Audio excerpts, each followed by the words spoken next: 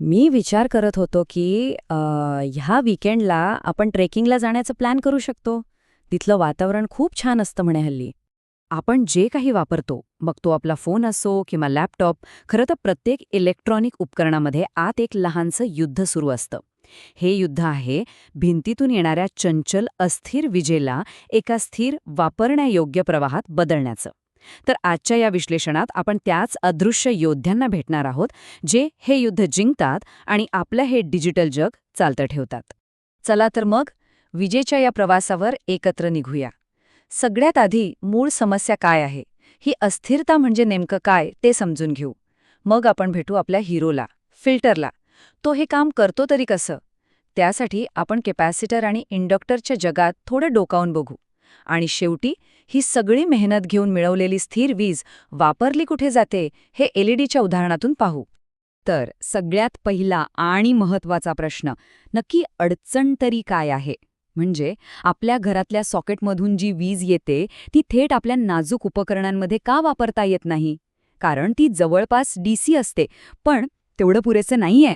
हे बघा, डावीकडची आकृती म्हणजे आपल्या सॉकेटमधनं येणाऱ्या एसी करंटला डीसीमध्ये बदलल्यानंतरची अवस्था. अजूनही ती एका उसळणाऱ्या लाटेसारखी आहेत, वरखाली वरखाली, खूपच चंचल. आणि आपल्या उपकरणांना हे अजिबात आवडत नाही.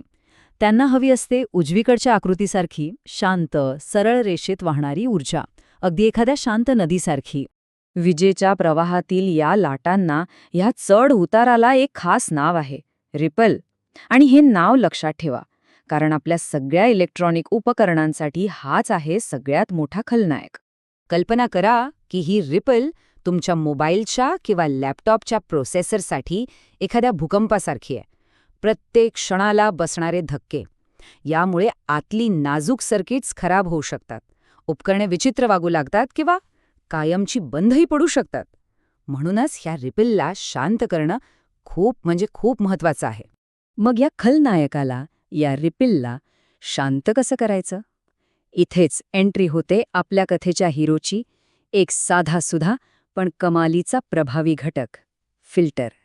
हे बघा, किती सोपं आहे. फिल्टर म्हणजे अस्थिर वीज आणि आपलं नाजूक उपकरण यांच्यामध्ये उभा असलेला एक बॉडीगार्ड. त्याचं एकच काम आहे, आत येणाऱ्या धक्केदायक उसळत्या प्रवाहातील सगळ्या रिपल्सना स्वतः शोषून घ्यायचं आणि पुढे फक्त शुद्ध, शांत, स्थिर प्रवाह पाठवायचा. ठीक आहे, पण हा फिल्टर अशी जादू करतो तरी कशी? त्याच्याकडचं सगळ्यात महत्त्वाचं हत्यार म्हणजे कॅपॅसिटर. चला बघूया, हा कॅपॅसिटर प्रवाहामधल्या खड्ड्यांना कसा भरून काढतो. आश्चर्य वाटतं नाही का? एवढासा एक छोटासा घटक विजेच्या एवढ्या मोठ्या शक्तिशाली प्रवाहाला कसं काय स्थिर करू शकतो? पण यामागचं तत्त्व खूप साधं आणि जबरदस्त आहे. कॅपॅसिटरला सर्किटमध्ये मुख्य प्रवाहाच्या बाजूला जोडतात. तो अगदी एक लहानशा तात्पुरत्या पाण्याच्या टाकीसारखं काम करतो, एक एनर्जी रिझर्व्हॉयर जो योग्य वेळी कामाला येतो. आता इथे बघा काय होतं ते. जेव्हा विजेची लाट उंच जाते म्हणजे व्होल्टेज वाढतं, तेव्हा कॅपॅसिटर ती जास्तीची ऊर्जा स्वतःमध्ये साठवून घेतो, जसं काही आपण पाण्याची टाकी भरून ठेवतो. आणि मग जेव्हा लाट खाली येते म्हणजे व्होल्टेज कमी होतं, तेव्हा कॅपॅसिटर आपली साठवलेली ऊर्जा हळूवारपणे बाहेर सोडून तो खड्डा भरून काढतो. यामुळे काय होतं, तर तो जो उंच सखलपणा असतो तो जवळजवळ नाहीसाच होतो. पण थांबा, रिपल्सनं हरवण्यासाठी फक्त कॅपॅसिटरच आहे असं नाही. अजून एक खेळाडू मैदानात आहे. त्याचं नाव आहे इंडक्टर. आणि त्याची काम करण्याची पद्धत कॅपॅसिटरच्या अगदी वेगळी आहे. तो बदलालाच विरोध करतो. फरक अगदी सोपा आहे. कॅपॅसिटर म्हणजे पाण्याची टाकी, जी पाण्याची पातळी म्हणजेच व्होल्टेज स्थिर ठेवते.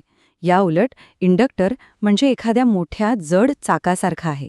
एकदा फिरायला लागलं की त्याला अचानक थांबवणं अवघड, आणि थांबलेला असेल तर अचानक फिरवणं अवघड.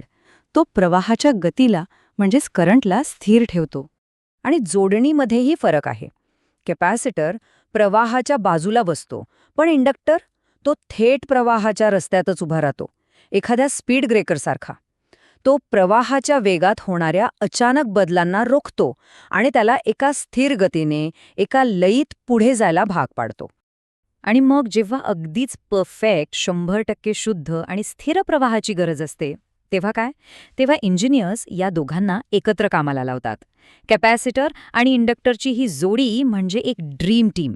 ते मिळून रिपलला जवळजवळ संपवूनच टाकतात आणि आपल्याला मिळतो एक आदर्श स्थिर वीज प्रवाह. चला, म्हणजे आपण आत्तापर्यंत बरीच मेहनत घेतली, विजेच्या प्रवाहातील कचरा म्हणजे तो रिपल काढून टाकला आणि वीज शुद्ध केली. पण आता या शुद्ध, स्थिर ऊर्जेचं करायचं काय? तर चला, एक अगदी साधं आणि रोजच्या वापरातलं उदाहरण बघूया. आपल्या आयुष्यात प्रकाश आणणारा छोटासा LED. LED म्हणजे लाईट एमिटिंग डायोड. हा एक असा जादुई सेमीकंडक्टर आहे जो विजेचं थेट प्रकाशात रूपांतर करतो. कोणतीही उष्णता नाही, काही नाही, थेट वीज द्या आणि प्रकाश मिळवा. आपल्या टीव्हीच्या रिमोटमधल्या छोट्या दिव्यापासून ते मोठमोठ्या स्टेडियममधल्या अजस्र स्क्रीनपर्यंत आज LED खरंच सगळीकडे आहेत.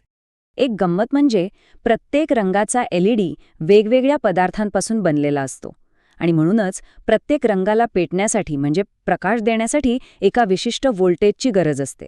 जसं की लाल रंगाच्या LEDला फक्त 1.8 व्होल्ट पुरतात, पण हिरव्या रंगाला मात्र 2.2 व्होल्ट लागतात. पण LEDची दुनिया फक्त एका रंगापुरती मर्यादित नाहीये. काही LEDs तर असेही असतात की तुम्ही विजेची दिशा बदलली की ते आपला रंग बदलतात. आणि त्याहूनही पुढे म्हणजे मल्टी कलर LED. यात काय असतं तर एकाच छोट्याशा पॅकेजमध्ये लाल, हिरवा आणि निळ्या रंगाचे 3 वेगवेगळे डायोड्स एकत्र बसवलेले असतात. आणि मग खरी मजा सुरू होते. हे अगदी चित्रकलेतल्या रंग मिसळण्यासारखं आहे. आतल्या लाल आणि हिरव्या LEDला मिळणारा करंट कमी जास्त केला की तोच एक LED कधी नारंगी तर कधी पिवळ्या रंग दाखवू शकतो. आणि याच साध्या तत्वावर आपले मोबाईल आणि टीव्हीचे करोडो रंग दाखवणारे स्क्रीन काम करतात. कमाल आहे नाही? तर बघा, एका बाजूला वीज शुद्ध करणारे अदृश्य फिल्टर आणि दुसऱ्या बाजूला त्या शुद्ध विजेला वापरून प्रकाश निर्माण करणारे छोटे LED. हे दोन्ही घटक खरं तर आधुनिक इलेक्ट्रॉनिक्सच्या पायाचे दगड आहेत. यांच्याशिवाय आपलं आजचं डिजिटल जग अक्षरशः अंधारातच असतं. ह्या सगळ्यावरून एक गोष्ट तर नक्कीच लक्षात येते. आपल्याला जे तंत्रज्ञान खूप गुंतागुंतीचं वाटतं, त्याचा पाया मात्र अशाच काही सोप्या पण अत्यंत सुंदर कल्पनांवर रचलेला आहे. आणि मग प्रश्न पडतो की असे आणखी किती साधेसुधे पण महत्त्वाचे घटक असतील जे आपल्या नजरेआड राहून आपल्या या डिजिटल जगाला आकार देत असतील. आजच्या या माहितीपूर्ण प्रवासात सहभागी झाल्याबद्दल खूप खूप धन्यवाद.